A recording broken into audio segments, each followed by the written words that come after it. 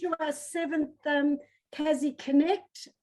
We have committee members here tonight, which is Philippa, we've got Marcia, our President Nik, and Justin, who's our Vice President, is actually participating. So welcome all Kazzies, non-Kazzies, friends and colleagues. I'm actually Secretary of the organisation, and my role is operations, and I look after the events, Kazzie of the Year, which will now be held next year, and we've got Andrew Liveris, which is wonderful. And I also look after Kazzie Connect, and thank you so much tonight for supporting this event, and hopefully we'll get some good tips from the guys. Now, what I want to do before I hand over to Nik is make sure you've got your mutes on and also your phones off, because sometimes they go through. And I want to mention, although we've got a respected team here with us tonight, any information that they give you is not financial advice. You need to go and see your professionals for that. And there is a disclaimer that you'll be able to read at the end of this. So before I hand over to Nik, I want to just explain that he's actually the president of the Kastellorizian Association, but also a well-respected property developer in his own right. So, Nik, just explain a little bit for us what your connection is and your history of being a Kastellorizian, and also how you got into the property market. Okay, well, my grandfather came out in the early 1900s, so 1912, roundabout. He was one of the early settlers here, and it's been a dynasty for the Spartels family. My grandfather was a president. My father was also president for 10 years, and my grandmother was involved. So it's been a bit of an institution, the club, for us, and I've sort of taken over the reins for the last 4 years, which I've enjoyed immensely. That's my background. So obviously a lot of people here support our club, and I really appreciate it. And I got into building when I was around, I got into building when I was around about 24 years old. I was pushed into it by my father. I was a bit of a lost kid, and I was sort of self-funding the Chevron, inflation and chases at the time. And on a Saturday night, I got home in the afternoon, ready to go out. My dad walked in and says, "Son, you've just bought yourself a house." So from then on, my social life basically hit the wall, hit the skids. And in 1992 this was, and I was a plumber by trade at the time, and struggling. I had a bit of cash. I had about 60 grand saved up, and I put that in. I think I paid about 220 for the house back then. And I was struggling for 3 years on a plumber's wage. And 6 years later, I ended up selling the house for $300,000 more than I purchased it for. So I sat back and I thought, geez, I'm not that stupid after all. This is easy money. So it was put into me from Dad. Dad's always been into property and always bought flats and renovated them, did the kitchen, painted them up, and started titled them, put new carpet in and sold them. And he made a good quid. He was the only Greek doing it at the time. I know there was about 3 or 4 Jewish fellas there. And they hated Dad because he used to purchase a lot of the properties. So I went into an investment with him too and made a little bit of money. And that's how I fell into the game. I learnt a lot. Building, people ask me, how come you're pretty good at doing what you do? And I tell them, look, everyone's a builder, I reckon, and everyone's a developer. I just know what my gift, I think, is when I buy a property, I see it finished.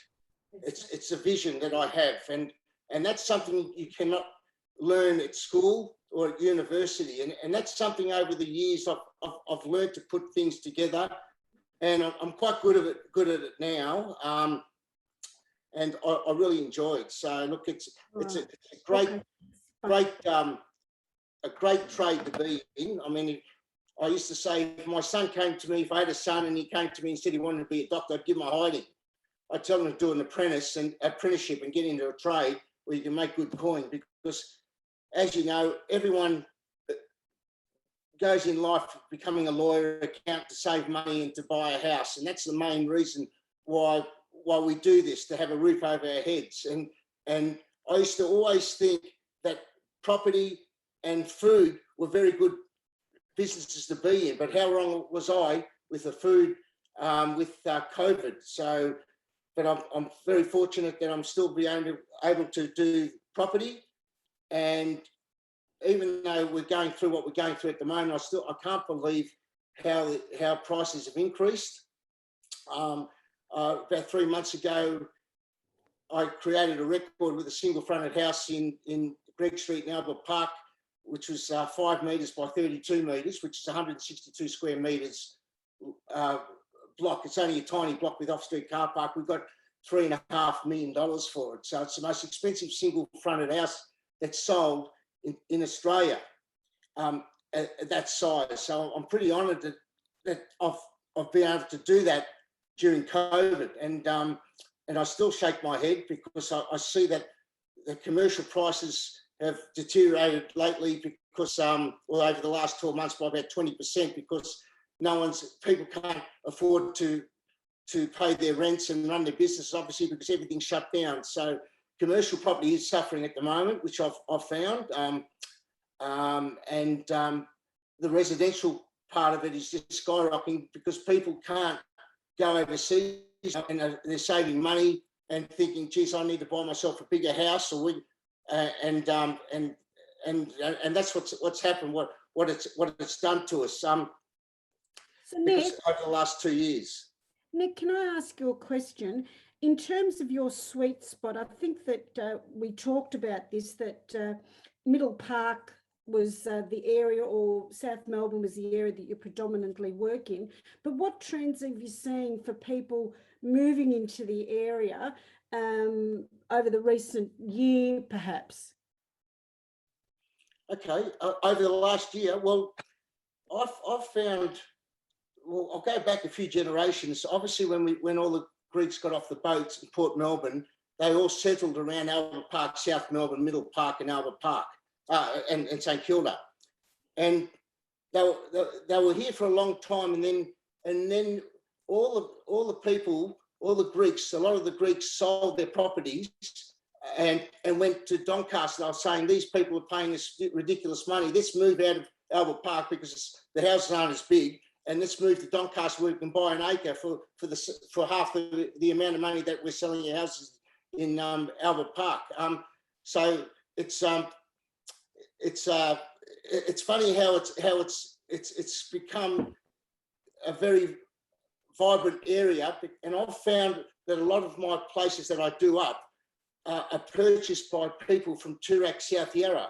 Now, the reason I put this down to is that they're sitting on big blocks of land and they're worth 10, 11, 12 million dollars. And as they get older, they think, well, we don't want to maintain these properties, or they're suffering a little bit of financial problems, and they sort of sell their $11 million house and come down and buy a $2.5 million house in Middle Park, Albert Park. Because you know what? You mention Middle Park, Albert Park, or St Kilda West, and people go, oh, that's a beautiful area right near the beach between Albert Park Lake. So a lot of people are coming in here. There's not as many Greeks there in this area anymore. There's a few oldies that are sort of dying off now, and a lot of the young Australian cashed up people are also coming in and buying these houses. And a lot of people, I find, are using these houses as a base. A lot of people have got country properties, very large country properties, and they come into Albert Park. They've got a beautiful little home that they can settle down for the week, and then just disappear on the weekends and go to their farm, or vice versa. So yeah. So have you found that predominantly your clients are, we'll say, downsizing and then really moving for lifestyle, etc.? Yeah, like I said, look, I think a lot of people just don't want to have maintenance as they get older.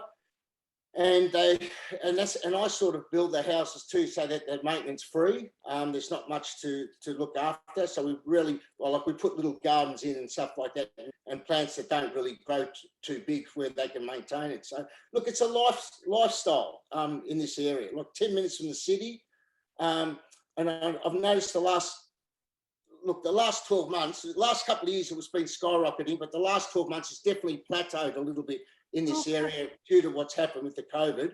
But there's still big money out there, and there's been some big prices for the big houses.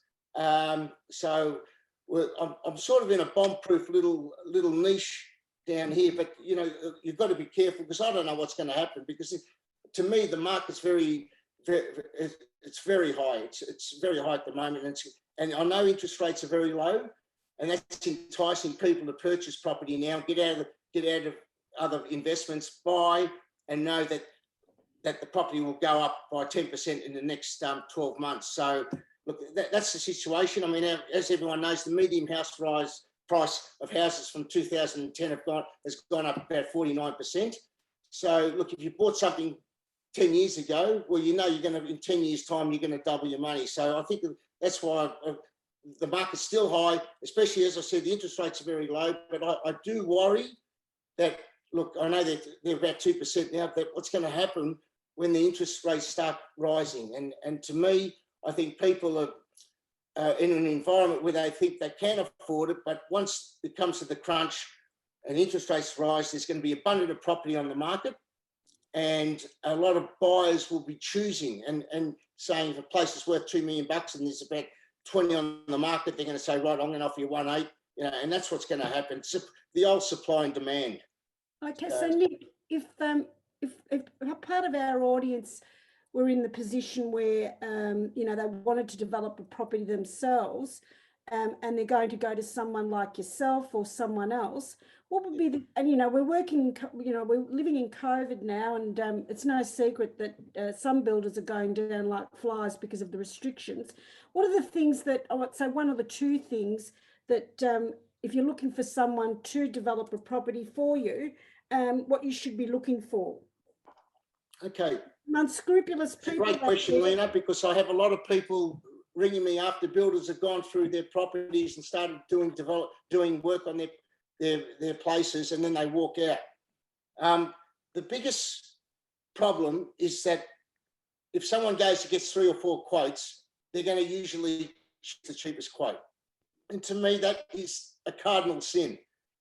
You always probably go the medium sort of price, because a lot of people got to understand there's a lot of extras also that builders work on. So they might do something at cost price, but when they go to change a PowerPoint, I might charge you $400 for this and $400 for that. So on every house, usually there's about $80,000 worth of extras. So people got to realise that this happens. And I stress that whoever, you obviously got to go to a builder that's in the area.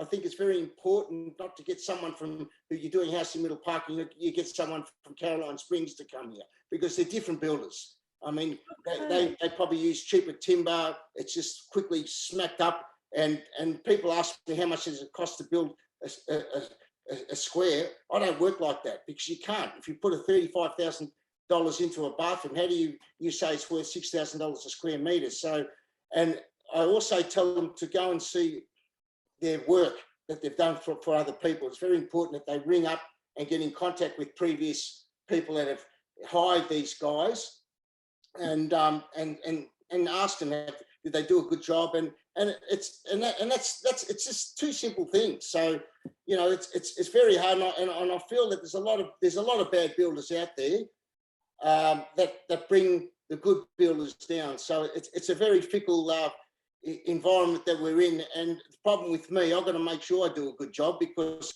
I've got a bit of a name around the area, and if I do the wrong thing, well, obviously it's going to get out. It's only and then it's going to bring me down. So look, I've managed over the last 24 years, and my family, we've probably built about 60 houses around Albert Park, Middle Park, and I find that the environment sort of changed for me now. I'm sort of not buying and selling, buying and doing my own ones up anymore.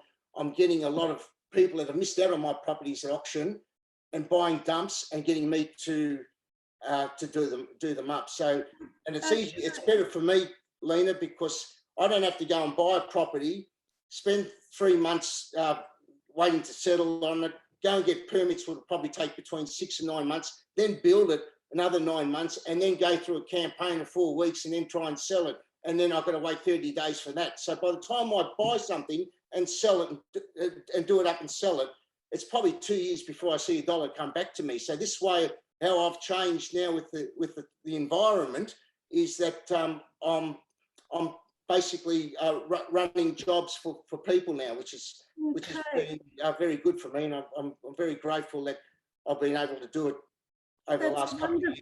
That's wonderful, Nick. Well, look, you've given us a terrific overview of what the property development side is like, and certainly I'm sure that at the end of this session tonight we'll have lots of questions for you. But I'd like to now introduce Stasi Adgemis. He is a director of Woodards, and certainly he's going to give us an overview or take the pulse of what's happening out there on the market right now. And Stasi, if we could open up with COVID. I mean, it's probably very interesting times for real estate agents right now, and I'd love to hear a little bit more about what your world's like. But firstly, let's get into your connection to Kazzie's, and then perhaps talk about COVID and certainly the hot spots, and give us a bit of a pulse on what's happening out there at the moment in property. Yeah, certainly. Well, I guess I'll start with my connection to the Kazzie Club. And I guess for those that don't know, I've got a Kazzie background on both sides. My mum's maiden name is Mariklis. So the Midiklis side is where my mum's side's from, and my dad obviously is my last name, which is Adgemis. So look, as some might know, my family's always kind of been involved in property as well, and it's been more of a passion that's been around our family over the years, and that turned into me obviously getting into it from a very young age, and then running my own business from there as well. But that's a little bit about me. I've had my business for coming on to 9 years this year, so it's been quite a while. But I've seen a lot of ups and downs in real estate through, I guess, generations, through my dad as well, who's been in real estate for just over 40 years. And I guess what I've seen is how much real estate's changed in the last 10 years. In particular, you know, technology's changed it, whether it's for the good or bad. Probably my generation will say for the good, but some might find it a little bit harder to transact now than what they have probably previously. But Lena, one of the biggest questions you're probably wondering is how do we operate during COVID? And yes, it'd be very great for you to explain how it's affected you, how it's affected your team too, and how you're actually getting through the last 18 months, isn't it? Yeah.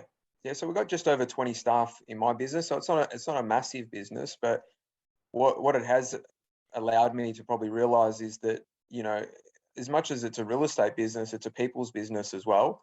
And it's more the mental thing that I think everyone's starting to feel now through COVID, and the interaction that's dropped off, which is hurting the real estate business more than ever. Not being able to have that one-on-one connection with clients and so forth has always been quite difficult, especially in the last 12 months. But the way that we conduct business has been, you know, I guess it sounds quite strange, but business as usual. You know, we're using technology more than ever now. We're conducting Zoom auctions, we're conducting Zoom inspections, and they happen weekly, where the vendor will video being around the home, and we'll connect everyone into a Zoom, just like what we are now. Everyone has their microphone on mute. The vendor will take everyone around the property, and I'll obviously, my agents and myself will navigate through and narrate, you know, this part of the house and what these features are and how this could maybe be a benefit to you. And then we leave the questions to the end. It's a very different experience. You know, of course, some of those properties that we were able to do professional videos and photography before we closed were done, which is fine. And those properties, to be honest, have sold. We're 15 days in. I was just saying to Nick and Justin before we got on, I think my business has maybe sold 8 properties in the last 15 days, which doesn't sound like a lot, but when you think about it, all these properties have been sold sight unseen. it's quite remarkable to see people are putting in, you know, some serious money. We're talking properties that have sold over $2.5 million sight unseen with 4 offers. And that probably leads to the next question of what's the market going to do after this, and what are we seeing the trends of the market doing? And I guess I'm always open to hearing, you know, from the floor if anyone's got questions. But to give you a bit of a background, our business has listed, I think, about 50 auctions for next month. I've spoken to other agents across the networks and across, and we're talking a massive stockpile of properties that are going to be coming onto the market. And it's a bank up of, traditionally spring is one of the busiest times for real estate agents. But as Nick was saying before, real estate does work in supply and demand. So I think it's important when you start to hear the numbers that I'm talking about, and that is, they're extreme numbers for a market that we are experiencing. So if the demand still stays there, I think the market has the ability to continue to grow. But that's something we're all going to have to keep an eye on if the demand is there. And the first 2 to 3 weeks are going to be extremely vital when the market opens up, because we're going to start to see, okay, well, are people transacting? Are people buying? Are people paying over reserve price? Are they, if they're starting to do that and more properties are coming on and that continues, it's a scary thought to sound, but I think the market still has the ability to continue to grow. But we do have an economic issue, and I think that's being very evident. It's being plastered everywhere. My biggest fear out of everything is if they do reopen the borders and they do reopen to China, everyone knows in the background that China is the sleeping dragon, that they're buying, you know, equivalent to 35% of our property yearly. So when you start to look at the growth, a lot of it's come from the Chinese money that's built it up. Stasi, with the, say, that does happen and it's overseas investment, particularly the Chinese, what, you know, are they going to be buying investment properties? Are there particular areas that they target?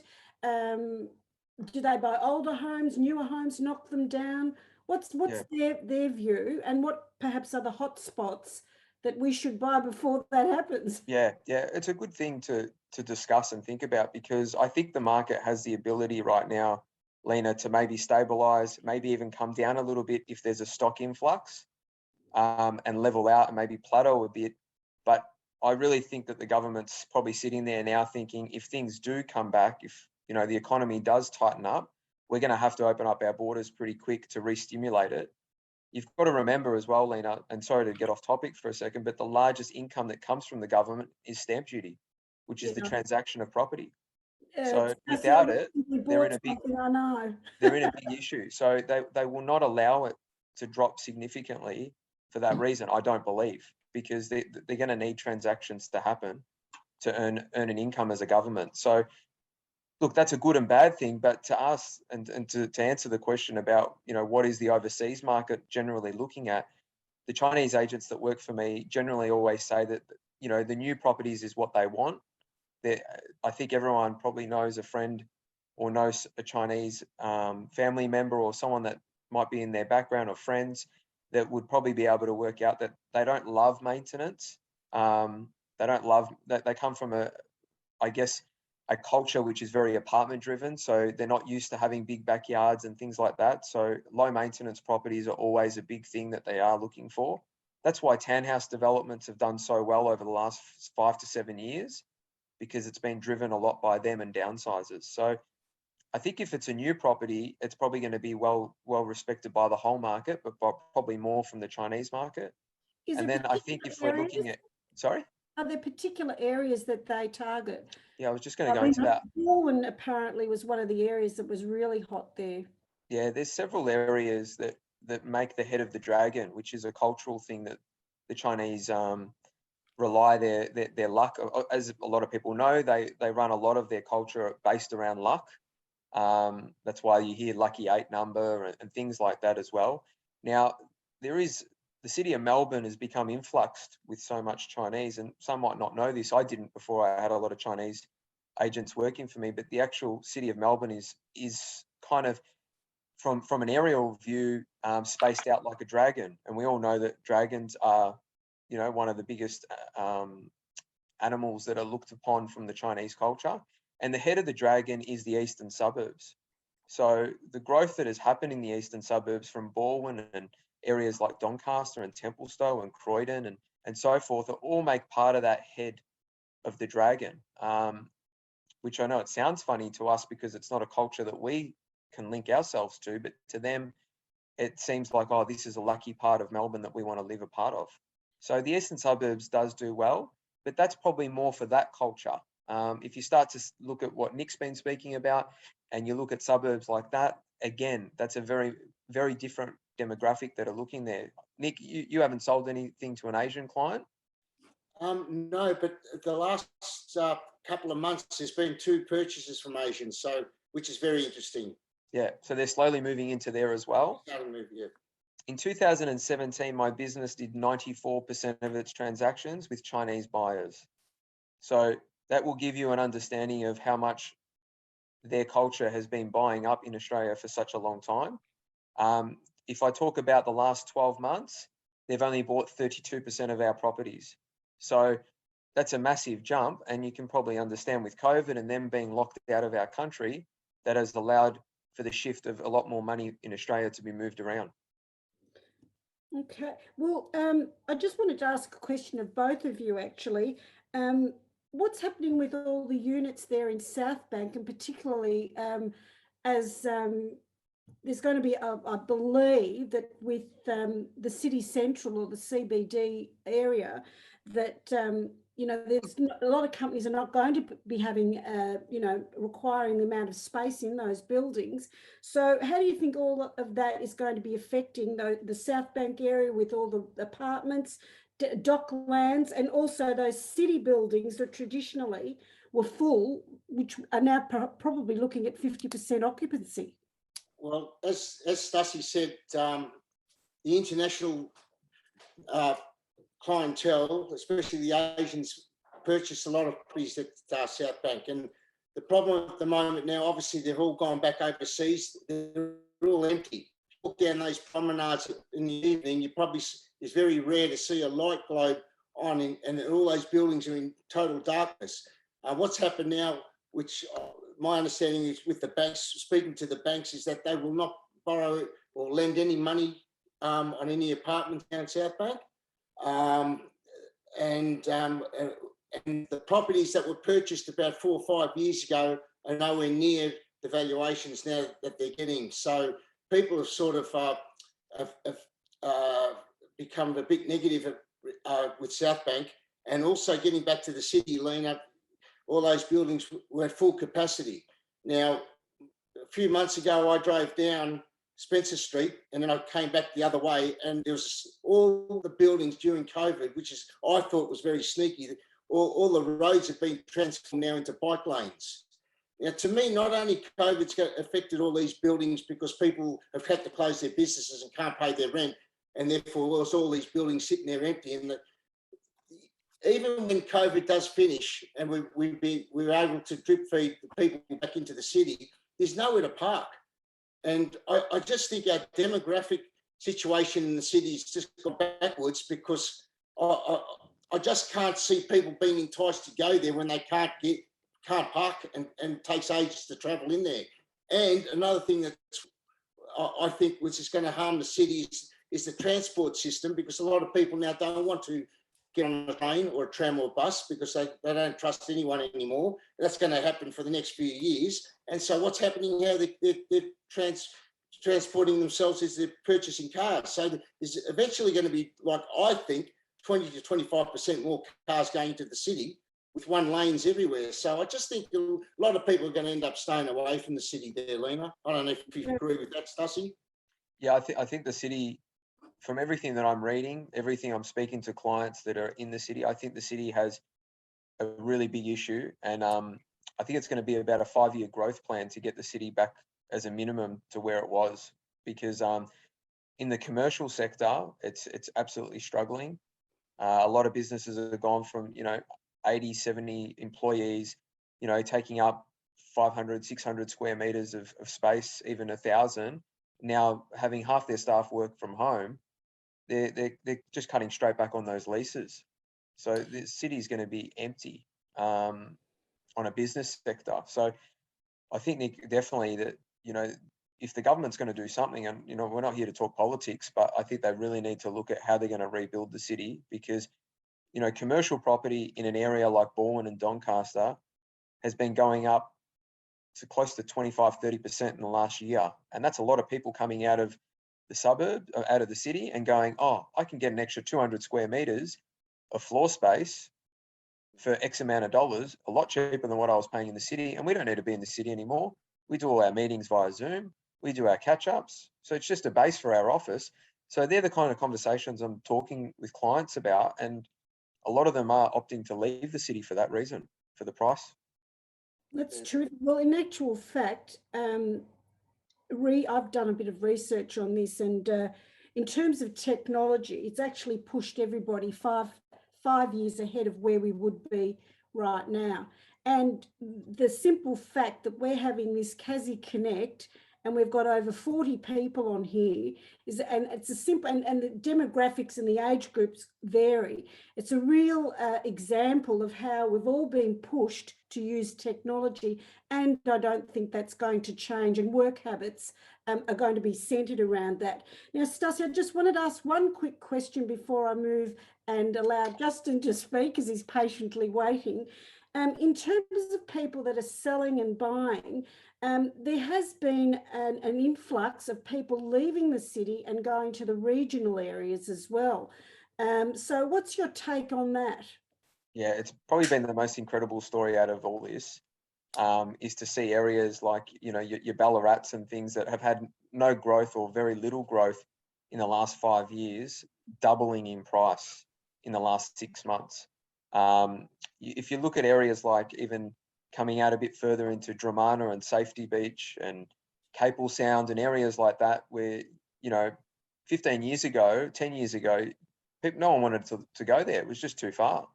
I'm seeing a lot of people, even in Nik's position, where, they've maybe got that quite expensive home, even in the east and in Brighton, Armidale and so forth, and selling up that bigger home and going, you know what, now with technology, we can probably move our lifestyle around. The kids have finished school.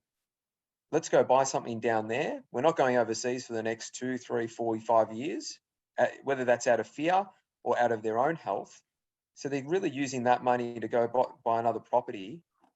And I've just seen the dramatic growth in that, I guess, regional area or regional space. It's been incredible, Lena.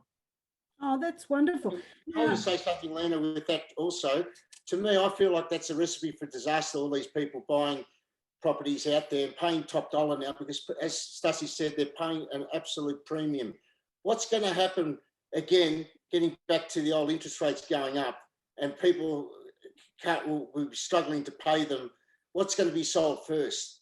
They're obviously going to sell their regional property. Now, if everyone's doing this, I mean, all those properties will collapse too. So look, it's a very fickle time, and to purchase property like that, I wouldn't be doing it. I'm not very confident because of the uncertainty what's going to happen in our future. So that's things that people have to be careful of. Okay, so Stasi, just before we leave you and move to Justin, if there was something, if I was looking to buy, say, an investment property, which of the areas do you think you'd suggest to me? And you're not giving me advice and telling me to rush out and go and buy something, but what would be the areas that you'd be saying that are good value right now? I think the rule of thumb for real estate's never change. Everybody wants something that's close to schools, parks, transport and shopping.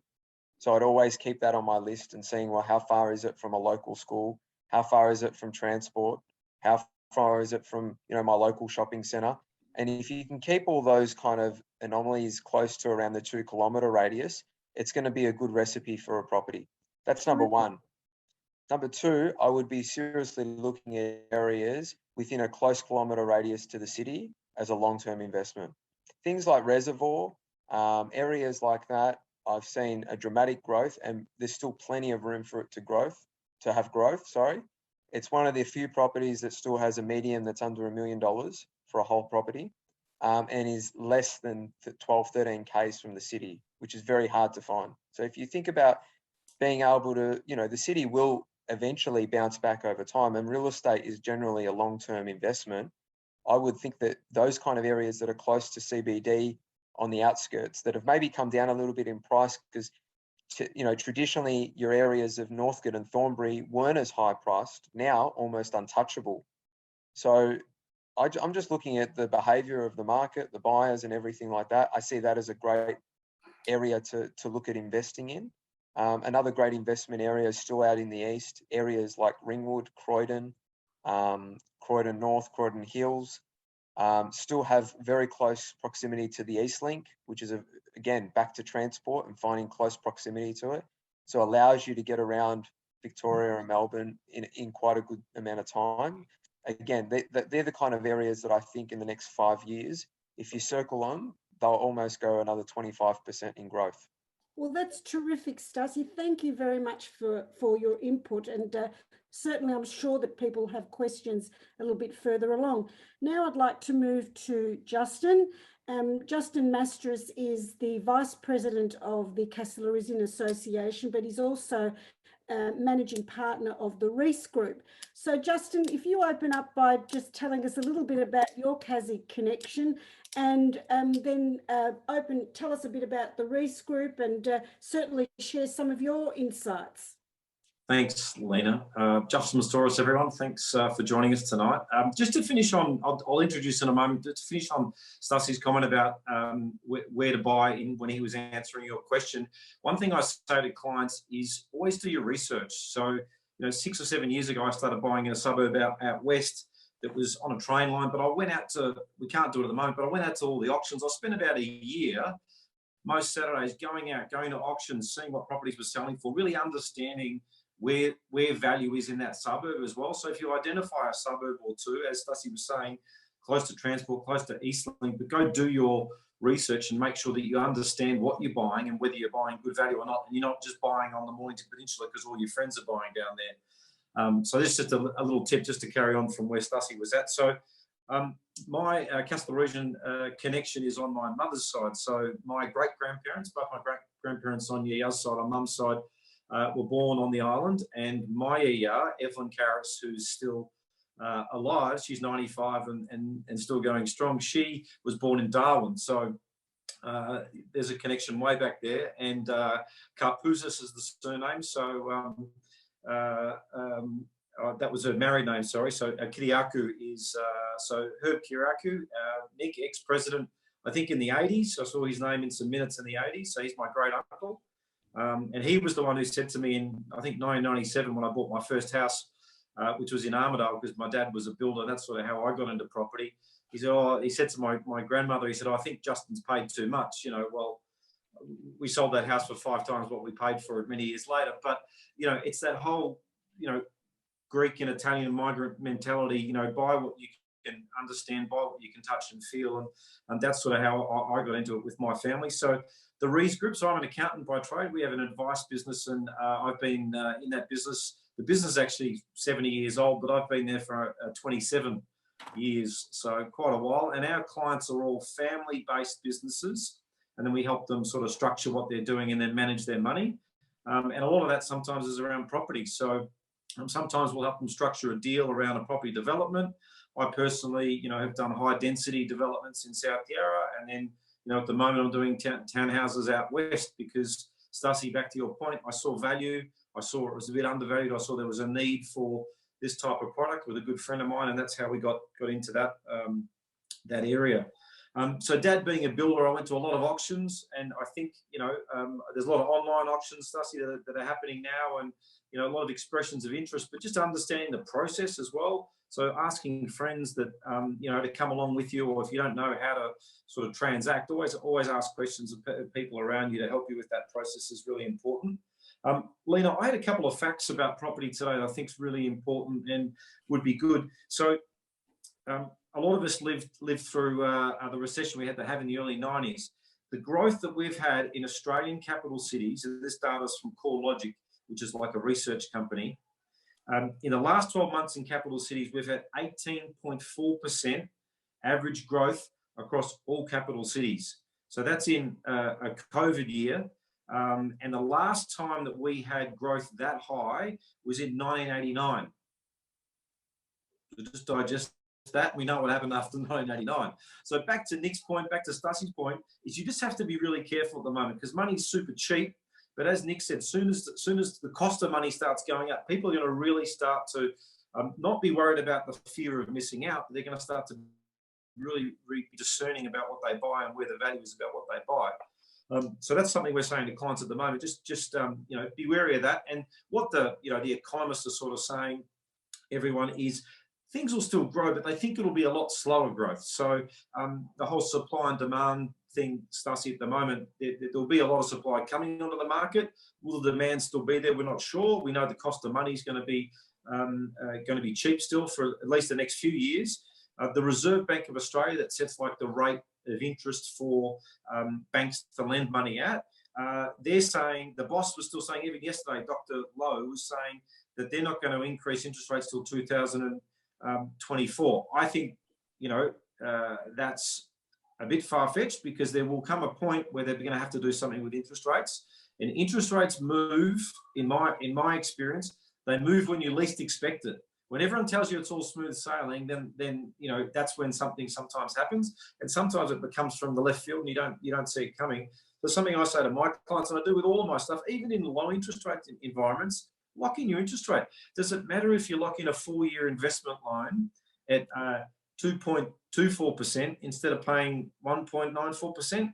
Probably not. Not if you're getting a good rental yield, and then you can sleep at night and you lock it away and you worry about it again in 4 years' time. You don't have to worry about watching interest rates every 6 months or every 3 months. So there are a couple of things that we find with our clients. Commercial property, I think the boys have both touched on that.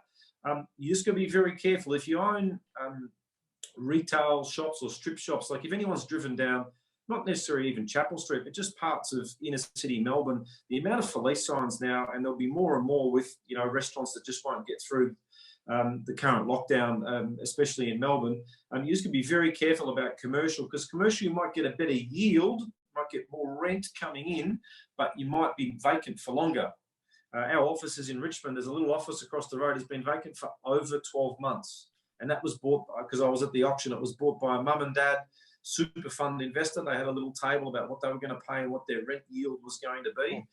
So it's a lot riskier with commercial. And generally, for those that have never bought commercial property before, banks lend less loan to value ratio. They lend less money on a commercial property than they do on a residential property. Just something to keep in mind.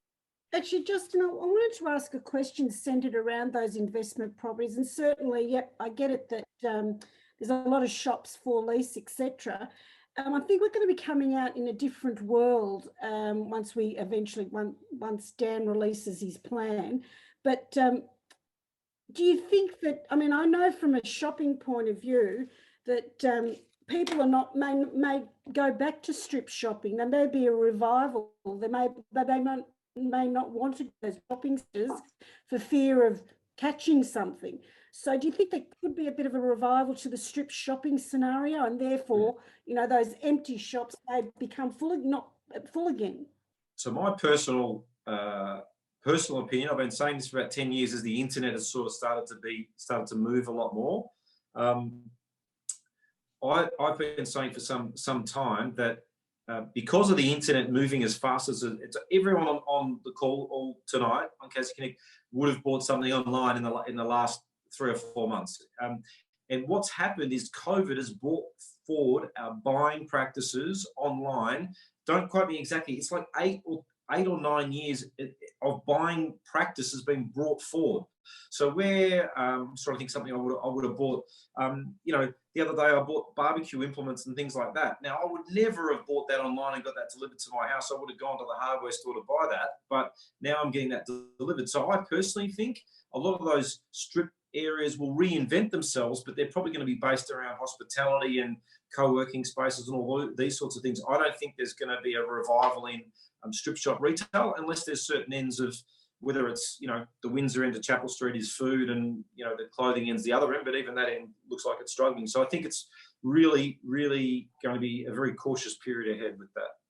Okay, and just to reiterate, the interest rate or the growth percentages, what are they projected for the next 3 years on the property side? Yeah, so what they're saying is in August, the average house price in Victoria only went up by just over 1%. So instead of seeing a 10% growth rate, they're saying, I don't know the exact number here, that the next couple of years though, you might get a leveling off of prices, but you might only get 5% per annum growth rate. And it all comes back to what our federal government are going to do, whether they open up the gates or not. Whether they let people back into the country. Stasi quoted some pretty amazing facts about the drop in number of Chinese buyers. And the government has also tightened the Foreign Investment Review Board. Took them about 10 years too long, but they finally tightened the law around the Kinesil money coming in and buying under the nose of a lot of Australians. So the government's sort of onto it a bit more. But once I think people start coming back in from overseas markets, Australia's still seen as clean and green, a good place to live, and a very stable political system, and conservative, almost too conservative, as we know, in Victoria. So for the people listening tonight, again, I asked this of Nik and I asked it of Stasi, and whilst we're not giving financial advice, etc., what would be a couple of your pearls of wisdom to impart on us? Yeah, so something when we were planning for this session, Lena, we spoke, the four of us spoke about assessing the cost of, you might have had some properties for a very long time, but assess the cost of your property. So something to look forward in the future is, what's the land tax like on your property? We had a development site in South Yarra, which the land tax over a 5-year period in the late 2000s basically doubled every year for 4 years. So is where your investment property is, or where you're looking, is the land value going up so fast, or is it becoming a development area where the cost of owning a property is going to be, with all the extra bits like land tax and potentially repairs and maintenance, is all going to be too high for the rental yield that you might be getting? You might only be getting 2 or 3% rental yield, but you might be paying $20,000 a year land tax on a potentially a few $1 million property. So I think look at my pearl of wisdom is look at all the ancillary costs, the borrowing costs, the rates and taxes, the management fees, the repairs and maintenance, the insurances. Look at all of that when you're assessing and doing your feasibility on the property. Okay, beautiful. Well, look, I mean, we've got 3 fabulous experts tonight, and we've covered a lot of ground, and we are planning to have a part 2 to this series. Mike, would you like to ask a question? Yes, I would, if you wouldn't mind. Waiting just 1 sec, Mike, and you'll be Sure. tab off the rank. I wanted to firstly just acknowledge the guys, and Stasi, I didn't know about the dragon, and I'll certainly be having a look at that on the CBD charts.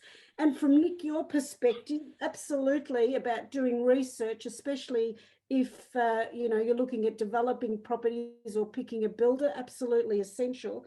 And Justin, that's a thing that I suppose a lot of people don't think about. They look at a property, but don't look at the ancillary costs. So they're all really valuable things that you've actually shared with us tonight. So I'm going to open it up now to the Zoomers. So Mike, if you'd like to kick off with your question, that'd be lovely. Thanks, Lena, and thanks for the insights, everybody, tonight. Who'd have thought we'd be sitting here as a bunch of Greeks talking about property, eh? What a surprise. My question is, Justin and Nik, you touched on this a bit. In fact, all of you did.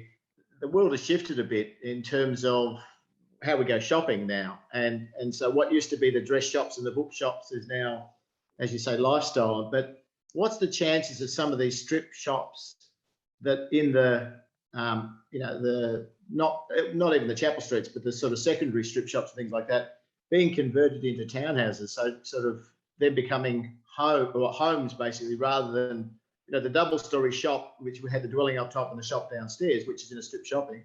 What's the chances of those being converted into basically inner living, essentially townhouse living? I think it's already happening, Mike. Even areas like Armidale, so not right in the heart of High Street Armidale, but just on the fringes of that, on the main High Street, what were sort of small retail shops are now 6 and 7 level residential apartment buildings. And I think even in places like Bentley and other areas like that, it is starting to happen. So I think qualifying my strip shop comment before is, if the site can be developed, and potentially it might be that you get permits or whatever else, or even do it yourself, or have someone like Nik advise you on it. But there's got to be an upside in having a strip shop if you're going to be potentially giving rent relief. So at the moment, if a business is in a shop at the moment and they're 30% down, the landlord has to give them 30% discount under the mandated Victorian government guidelines at the moment. So I definitely see it happening already. You guys, I'm not sure. Nik and Stasi? Yeah. I think watch this space definitely, Mike, because the next 5 years, that's where exactly the council will start going with rezoning areas. A lot of the areas are typically, if you're off main roads, are already subject to high density. But what they're going to start to look at doing, and this is what I've heard from multiple people in councils, is they're now going to start isolating streets and suburbs where they're going to have to open up some housing. We have a massive housing shortage. Clearly, you can see what's happening with prices at the moment in Victoria. So it's definitely something that's on the cards for them, depending on how much, I guess, all the landlords are going to bleed for now with what's happening with all their own commercial property. Thanks. Other questions, Okay, Lena? guys, you've got. Well, I was going to say that. Well, I used to live in Richmond, and you can see what happened along that strip shopping there. That a lot of people that had the shops would merge together, sell 3 or 4, and that really is becoming a street of a high set back, of course, but high-rise apartments. And, I think that personally, you're right on the money, that a lot of those shops that perhaps can't get rented, they'll get together. And you can see it happening. I don't know if you've seen it, Stasi, that even in the residential areas, you get 2 house buyers that will merge their property, sell it to a developer, and bang, you've got 9 apartments. Yeah. Lena, it's going to be something that's really focused on from council and local government, because the reality is there's a lot of mums and dads and business people that are suffering right now in the commercial sector.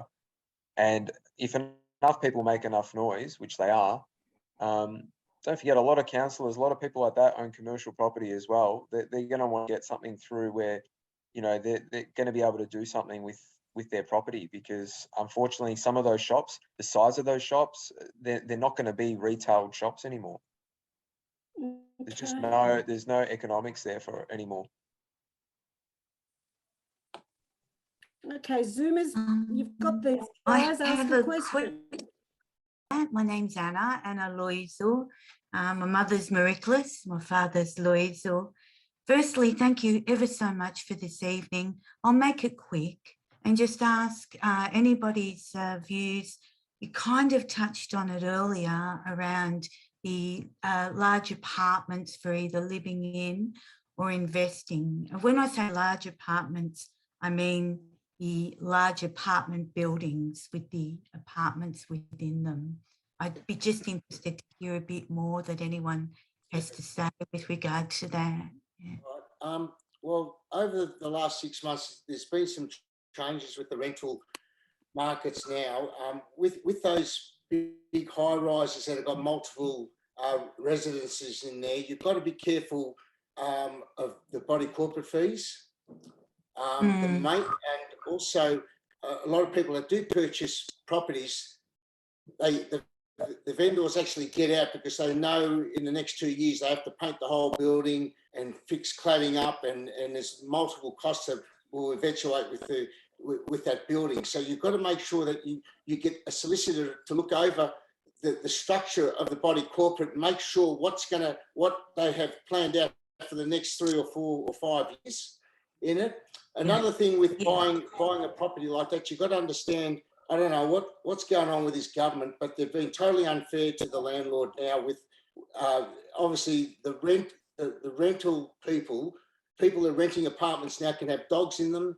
They can paint them pink, blue, red, put pictures all over the walls. They can basically change the apartment. Now, Stasi, you know more about this than I would, but it's not easy now for landlords to have investments. There's too much after the people leave, after 12 months, tenants leave, you have to fix it up yourselves, and so they can just walk out of the property, even if the dog's destroyed the wooden Venetian blinds and that. It's bad luck. So there's no incentive for a lot of people now, and I'm finding now a lot of people that have got investments are selling them. And another thing that the boys said before is that the land tax is killing them. The investment properties now, over the last 3 years, land tax has risen a lot, and it's not stacking up for people with cancel rates and insurance, as Justin said. So they're sort of getting out of it, and there's a lot of people only buying those properties as own your own, as if it's their principal place of residence. So I'm finding the unit market's sort of deteriorating a little bit. So unless you can get something pretty cheap and you'll be able to rent it out, look, straight away, I mean, it will happen once the borders are open. You're going to have a lot of Asians coming back again, and that's the key. To me, once those borders are open, that's when, as Stasi said, that's when the market will increase. So just be a bit sceptical on that, Anna. Yes, thank you very much for that. Lena, we've got a question in the chat from Nick Dallas, which is a question for Stasi. Do we sometimes overplay the Chinese card? What role have self-managed super funds played in pushing up property prices as well? Yeah, good question, Nick. Look, I think the Chinese card was played very strong, and it was well and truly within its right about 2 years ago. 2019, I mentioned a little stat before in 2017, but the 17 to 19 years seemed like they were the strongest that where international purchasing was happening. It's definitely dropped off. So if it's still getting played now, I'd be surprised if you're hearing that dialogue from agents. If you are, it might be more of a way of them using that dialogue to try and drive your price up of what you pay for a property, because there's always a fear factor that, gee, there's going to be a Chinese person that's going to come look at this property and pay $200,000 more than what I'm going to pay, and you know, the money equivalent doesn't make sense to them, and so forth. But I think it has been overplayed now. But I do think, and this is 100% genuine fear in myself, in my voice, that if it does open up, all the feedback I'm getting from a lot of Chinese clientele, a lot of Chinese agents that work for me, they said to me, Stasi, you have no idea what's going to happen. You guys think you live in a hard country, you're getting paid to stay home, you're in a very lucky country, and everyone in China wants to get here. And they're the words that have been told to me multiple times. And the fear for me that comes in that is, if we don't look at property now, and there maybe is still a window of opportunity, and I think that's why a lot of people are trying to buy property at the moment, that maybe in 2 or 3 years' time, when the comfort does come and everything does open, a lot of property could be very untouchable. You know, to see the growth that we've seen, look, there's no stats to show you that this has ever happened. We're in uncharted territory. So I think that, you know, the Chinese has been overplayed the last couple of years, but with well being said, that it could come back and come back quite strong. So please monitor it when you are looking at investment or investing in property. I want to ask you one. Can we just finish Nick's question just about self-managed super funds? Sorry, Lena. Sorry, Justin. So just on that, Nick, so what's happened is self-managed super funds, you know, 6 or 7 years ago, there was a lot of activity around self-managed super funds where you can use your superannuation to borrow money in a self-managed super fund from a bank, and they'd only lend a certain amount, generally 50 or 60%, and you could buy an investment property. That's really, from what we've seen, cooled down a lot, because no major bank, there's only 2 or 3 lenders left in the market who will lend to a self-managed super fund. So no major banks, so CBA, NAB and ANZ and Westpac, don't lend to self-managed super funds anymore. So I think that's cooled right down a lot. And I think back to that issue that Nick was saying as well about costs, is a lot of self-managed super funds look at the return and then look at the costs of holding that property, and they then potentially look at other investments. So we're seeing that die right down, where self-managed super funds are really keen to get into property. Justin, can I ask you a question now? what do you think was in the 1950s? My grandfather had a few properties and he passed away and he had to sell a lot of them. There's a lot of talk over the last 2-3 years about introducing the old death tax in again. Do you reckon that's going to eventuate? Definitely. It'll definitely happen. Yeah. Yeah. There's only going to be one tax that won't be there, and that will stay for now. Well, this is what I'm hearing, and it's going to be just your principal place. Yeah. A lot of big CEOs of companies that I've had the honor and privilege to sell for, I'm seeing them sell a lot of their investments for the reasons that we've all stated, that it just doesn't stack up. And they're buying big properties. They're not buying small. And I've asked the question many times, why are you spending $10 million on a house? Like you're 65. Why do you need a house with pools and tennis courts? And they said, because this is where I put all my money. So when I sell in 5 years, I take the money and downsize with no tax. Yeah. So there's going to be very little left where there won't be tax involved. And Justin could probably give us a bit better of an idea about that. But I think that's it. The death tax will eventually come in. Yeah, I think, and that's a really good point about getting the right advice from your advisor, whether it's financial advisor or tax accountant, about what structure to buy your investment in if you're going to buy an investment, whether it's a principal place of residence. So if you don't, I mean, there's no death tax at the moment, but if you own something in a family trust, most politicians own a family trust, and the reason they have them, and we all have them, is so they can pass down wealth from generation to generation, rather than the old Greek mentality, which was just own the properties in your own name and then give them to your kids later on. So a family trust lasts for 80 years. And again, you've got to take advice on whether it's right for you, but potentially the way and structure you buy the investment in, Stasi, might really sway your decision potentially. Yeah. Does everyone know that if a property is inherited to you, and some people might not know in this discussion, that you have 2 years to sell that property before you get taxed on the gain from the time that the person who deceased passed the property on to you? Are people aware of that, or do you want me to run into that quickly, Nick and Lena? Stasi, I would like you to, because I didn't know that. So, we go back to the Greek and Italian mentality that we all love bricks and mortar. And as you said, Justin, pass it on to your kids. That's a really valuable thing. So if you can go into that a little bit more, that'd be wonderful. So the government's law on this is that from the day that someone does pass away and leaves you a property, you have 2 years to sell that property before there is a tax implication in there. The tax implication is from the day that they have deceased to the day that you sell. If there's a gain there, you will pay tax on that gain. I.e., if it's a $100,000 gain from the time that they passed away to the time that you've decided to sell that property, you'll pay, I'm just throwing an example here, a 20% tax component of that, of $20,000 out of the $100,000 profit. So you definitely need to speak to your accountant when that does arise and find out where your tax threshold will sit at, but it's definitely in at the moment, and it's not going to move. But if you do inherit a property, you have to be aware that you have a 2-year grace period before tax implications will get involved. And Stasi, there is, just before Harry's question, there's, just to put it out to everyone, there's a way, and again, it's a whole other Kazzie Connect, Lena, I'm just going to touch on it so people are aware they can ask questions. There's a way to pass property on in your will. So if you own something in your own name and you want it to go to your children, you could have a portfolio of properties in your own name, because that's the way you bought them in the 70s, 80s and 90s. There's a way in your will, by getting the right advice, to structure what's called a testamentary trust will, where when the day that you die, those properties go into a trust rather than being caught, as Stasi was saying then, and having to be taxed.